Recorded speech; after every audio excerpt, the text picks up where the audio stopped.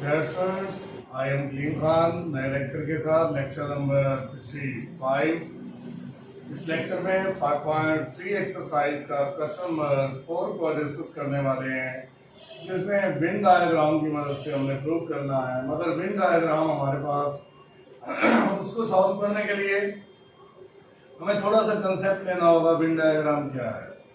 John win ने rectangle को सबसे पहले यूनिवर्सल सेट का नाम दिया और क्लोज फिगर यानी सर्कल या कोई भी क्लोज फिगर को उसने सेट का नाम दे दिया। रेक्टेंगल के लिए उसने यूनिवर्सल सेट को चूज किया और इसी तरह सर्कल या क्लोज फिगर को उसने सेट के लिए चूज किया और एक डायग्राम की शक्ल दी और इस डायग्राम को उसने अपने नाम से मंसूब किया, जिसमें जॉन विन उसका नाम था। तो इस किस्म की डायग्राम्स को विन डायग्राम का नाम दिया जाता है। तो इस विन डायग्राम के अंदर हम थोड़ा सा कंसेप्ट की बात करेंगे। वो ये कि विन डायग्राम में ये देखना होगा कि आया कि वो सेट जो तीन सेट हैं वो किस तरह से हैं। ए और बी जो दो सेट उसने दिए हैं, आया कि वो ओवरलैपिंग है, डिसजॉइंट है या एक दूसरे का सबसेट है। यानी कि डायग्राम में डिसजॉइंट यानी अलग अलग सेट भी हो सकते हैं और ओवरलैपिंग भी हो सकते हैं और इसी तरह एक दूसरे का सबसेट भी हो सकते हैं।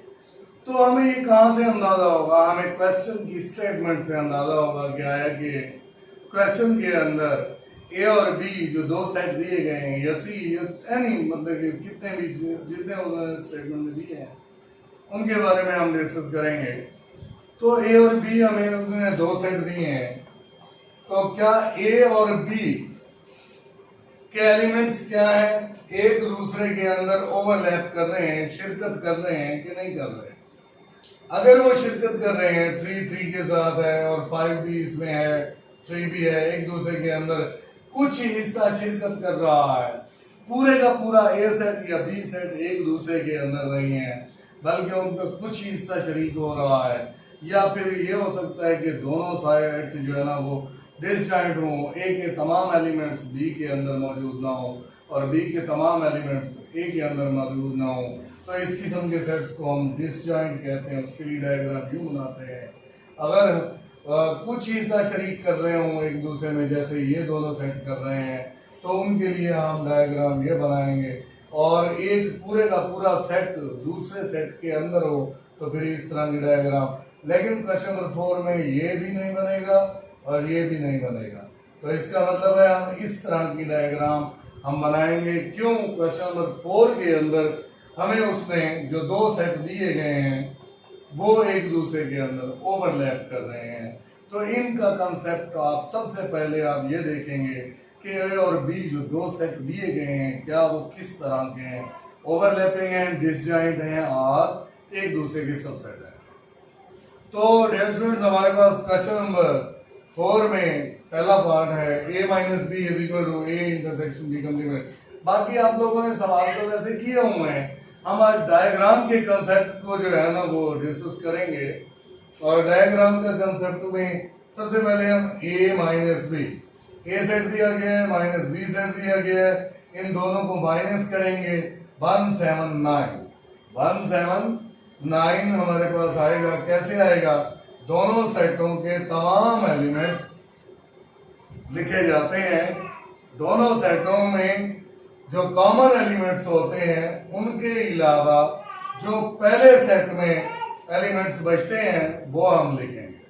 यहाँ पर पहले सेट के एलिमेंट्स जो है वो हमारे पास 1 और 7 और 9 बचते हैं। तो इस सूरत में आप यहाँ पर जरा तवज्जो कीजिएगा कि डायग्राम जो बनानी है एक रेक्टेंगल शो करनी है जो कि यूनिवर्सल सेट को शो कर रही होगी।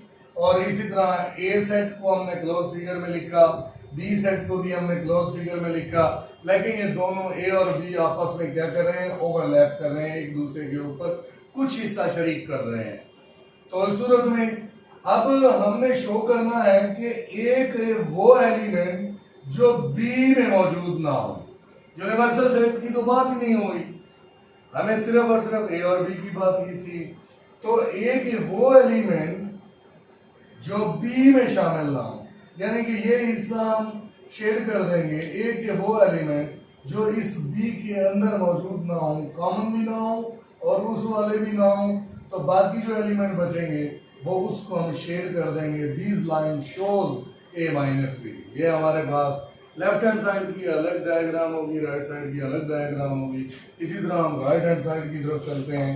तो राइट हैंड साइड में हम क्या करेंगे, राइट हैंड साइड को शो करने के लिए मैं अभी आपको ये पहले वाली बातें थोड़ी सी जो मैंने बताई हैं इसको मैं रेज कर देता हूँ। इसमें राइट हैंड साइड में ए इंटरसेक्शन बी कॉम्प्लीमेंट है। तो सबसे पहले आप क्या करते हैं कि बी कॉम्प्लीमेंट फाइंड करते हैं, यू माइनस बी, यू का वो हिस्सा जो बी में मौजूद ना हो। तो सबसे पहले उसकी डायग्राम की तरफ आते हैं। डायग्राम में यू का वो हिस्सा, यानी कि ये हॉरिजॉन्टल लाइंस जो मैंने शो की हैं, ये यू का हिस्सा है जो बी में मौजूद नहीं है। भले ए में हो, ए का तो कंसेप्ट नहीं है, हमने सिर्फ यू माइनस बी किया, हम ए को इस तरह से डिसअपियर कर देते हैं, ए है नहीं। बी और यूनिवर्सल की बात करते हैं, तो यूनिवर्सल सेट का वो हिस्सा जो बी में मौजूद ना हो, यानी कि हॉरिजॉन्टल लाइन जितनी भी हैं ये क्या शो करेंगी कि बी कॉम्प्लीमेंट। इसी तरह फिर बात करेंगे ए इंटरसेक्शन बी कॉम्प्लीमेंट की तरफ। तो बी कॉम्प्लीमेंट का ए और इंटरसेक्शन ए के साथ, तो ये हमारे पास आए। अब ए और उस बी के कॉम्प्लीमेंट, ए और बी का कॉम्प्लीमेंट क्या था, हॉरिजॉन्टल लाइन से, और ए को हमने शो किया है वर्टिकल लाइन से। वर्टिकल लाइंस और हॉरिजॉन्टल लाइंस ब्लॉक बना रही हैं, और ये ब्लॉक्स जो हैं वो shows A intersection B complete. इसी तरह रेस्टोरेंट हम नेक्स्ट पार्ट की तरफ आते हैं, सेकंड पार्ट। इसमें भी वही उसका उलट ही है।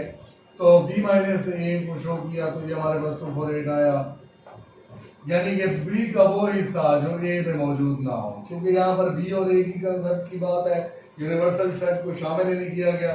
तो बी का वो हिस्सा जो ए में मौजूद ना हो, हमने horizontal line shows B minus A. और राइट हैंड साइड में A complement U minus A, तो यू का वो हिस्सा जो ए में मौजूद ना हो, तो वो हमने शो करना है, यू का वो हिस्सा जो ए में मौजूद ना हो, बाकी ये लाइंस, यानी ये horizontal line shows A complement, B की बात ही नहीं हो रही। और इसी तरह बी और ए कॉम्प्लीमेंट का जब हमने इंटरसेक्शन लिया तो वो हॉरिजॉन्टल लाइंस यानी कि और ये वर्टिकल लाइंस जो कि बी के लिए हमने यूज किए हैं, वो ब्लॉक्स जो बने हैं वो शो हो रहा है बी इंटरसेक्शन ए कॉम्प्लीमेंट। अब इसी तरह हमारे पास थर्ड पार्ट है। थर्ड पार्ट क्या है, डिमार्गन्स लॉ के थ्रू है।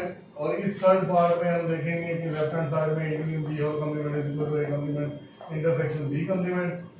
तो पहले हम ए यूनियन बी निकाला, जब ए यूनियन बी निकाल आएगा तो उसकी डायग्राम की तरह ए और बी का यूनियन से मुराद ये हॉरिजॉन्टल लाइंस जो शो हो रही हैं, ये ए यूनियन बी को शो हो रही है कि हमने ए और बी को लेना है, हमें यूनिवर्सल सेट से कोई कंसर्न नहीं है, हमने उसके कॉम्प्लीमेंट की तरफ नहीं जाना। अभी हम सिर्फ और सिर्फ शो करेंगे इसको ए यूनियन बी, वो horizontal lines A union B को शो हो रही हैं।